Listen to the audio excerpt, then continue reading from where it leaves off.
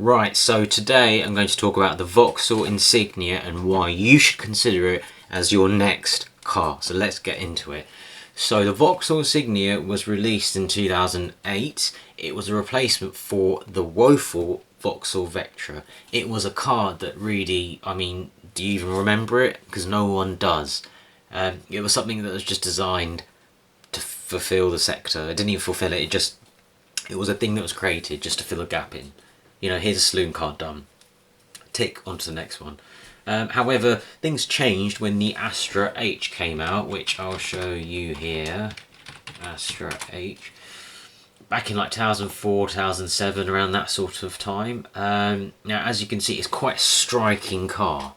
Nowadays you look and you think, well, it doesn't look any different. But back then, something like this looked amazing, the design and everything else that went into it, and it came with things that other rivals didn't come with, such as gas struts under the bonnet when you lifted it, which I know sounds like a very minor thing. However, at the time, to have something like that was a real premium touch, which other rival hatchbacks didn't have, and really that ethos carried on to the Insignia. Because what we found with the Vauxhall Insignia, or what they call Opel in Europe, is it came with some high quality materials inside. The seats were quite firm. They were quite, they were nice. They didn't feel soggy or spongy. They felt very comforting. You could do long distance miles, and therefore companies did buy them and use them as company cars, fleet cars, and a lot of them ended up going up and down the motorway, churning the miles, and therefore you'll find a lot of Insignias will be high mileage and yet the interior won't be that worn. And that really steads well for the car because it tells you that it can withstand the mileage. As for the car itself, it came with a variety of engines. It came with a 1.4 turbo in 2011-13.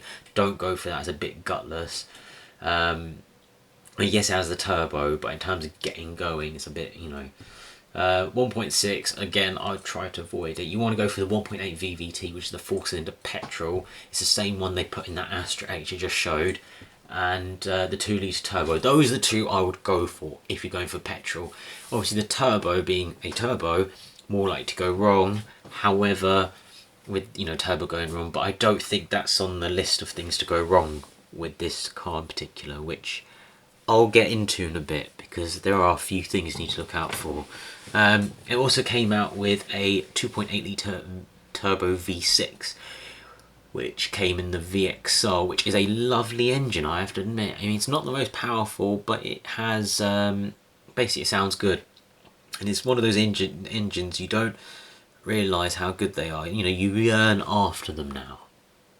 Nowadays you yearn after an engine like this in a saloon car because the run-of-the-mill manufacturers such as your Fords and your Vauxhalls and your VWs, they do not produce these sort of engines in your regular cars. For instance, there's no Ford Mondeo ST. There's no, yes, there's a Golf.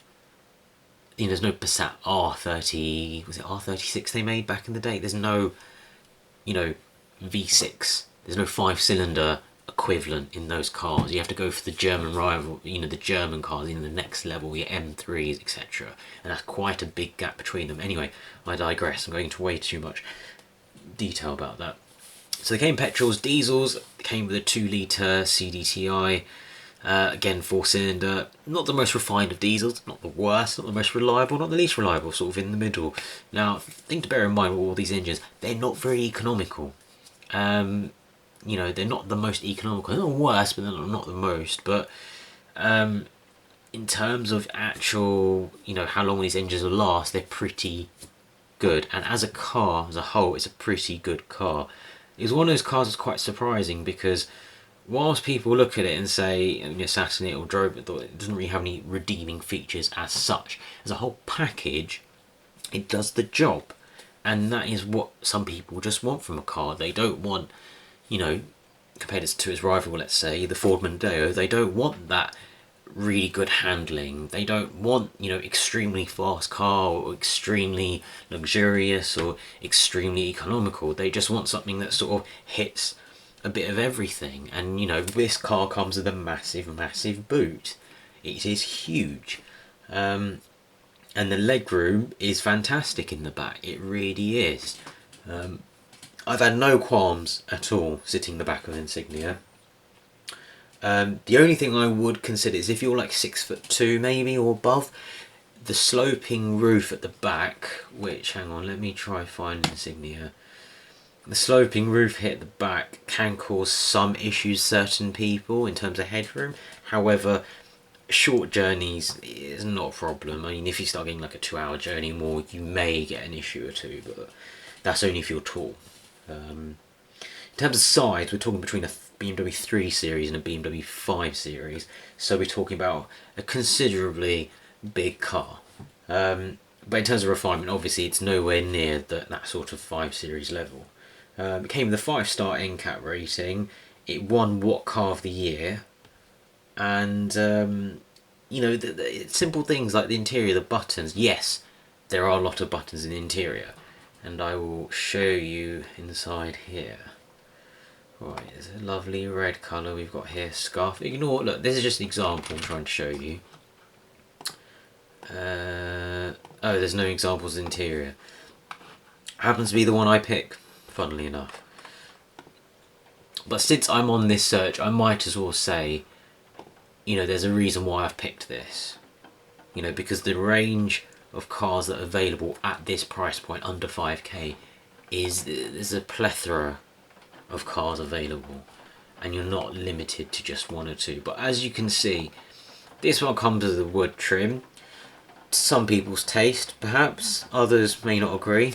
However, you can see the seats look good. Even at age 2,000 miles, the seats look fantastic. They look firm.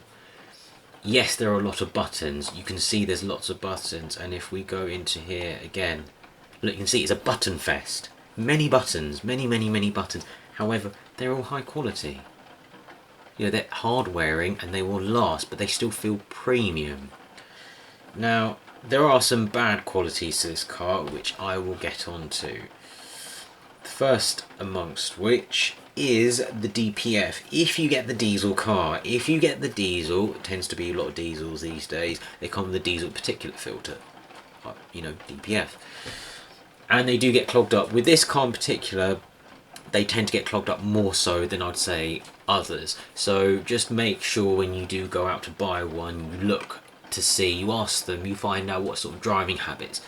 If they're long distances, long A road or motorway miles, which a lot of them tend to be, then you know you could say, okay, that's fine. You know the DPF's not going to be clogged up. However, if it's doing a lot of short trips around town or urban driving, you're more likely for it to be clogged up. Again, it can be cleaned, but it's an extra cost. It might cost you 200-300 quid to get it cleared out, but you know, for peace of mind, try to find one that's done more motorway miles, and don't let mileage itself put you off with these kind of cars, because they can eat up the miles just fine.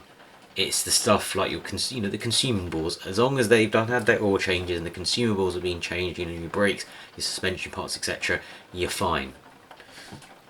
Right, what else goes wrong with these cars? The electrics in the early ones, so you like your 09, 010, that sort of era. Look out for the electrics, because they tend to go wrong, especially airbag fault lights, which was a recall, and just in general the dashboard tends to light up like a Christmas tree randomly, people found. It might not be as common in some cars, but there are, if you do look it up on the internet, there are certain people that do say the earlier ones have issues with electric. So try to go for one. For example, this one here, 2012. Try to go for 2011 onwards if you can. The boot struts. So whilst the rear boot is massive, the struts can cause an issue. It's something that you can identify straight away when you pick up the car. So when you test drive the car, you open the boot, hold it up there. Does it stay up? If it stays up, it's okay. If it comes down, it's not okay. Basically what happens is the gas leaks out the struts. It's not the best of designs that they use. However, it's something that you'll know straight away. If it stays, it stays. Any sort of, you know, if you've got any inkling that it's starting to lower, you know, don't touch, you know, either factor in the fact it needs to be replaced, or just stay away from the vehicle, step away from it. There are problems with the power steering. People reported power steering leaks, but also power steering failure. The power steering failure is actually a manufacturer fault, and if you go back to Vauxhall, they will fix it because it's their fault.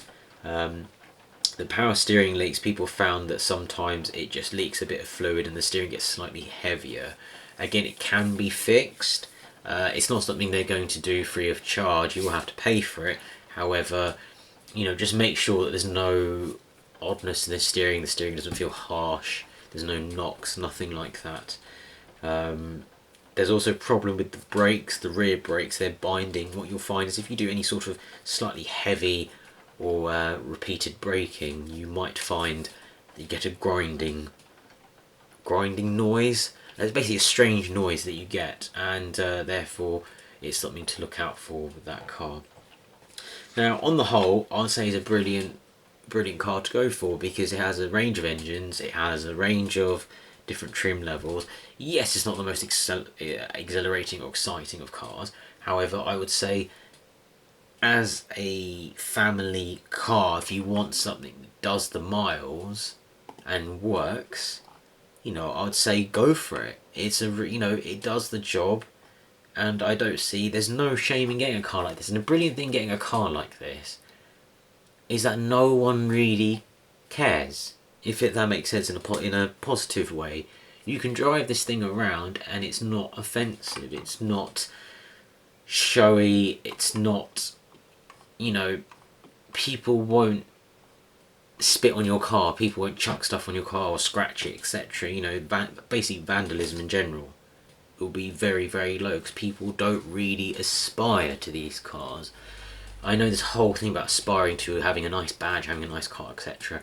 This doesn't have that problem, and there's some, you know, there's some comfort in that, knowing that. So I'd say it's a brilliant car to go for. Just make sure you do, you know, do your research, and make sure you test drive your car, check the records, do the V-check, all the things I mentioned before, and you'll be fine.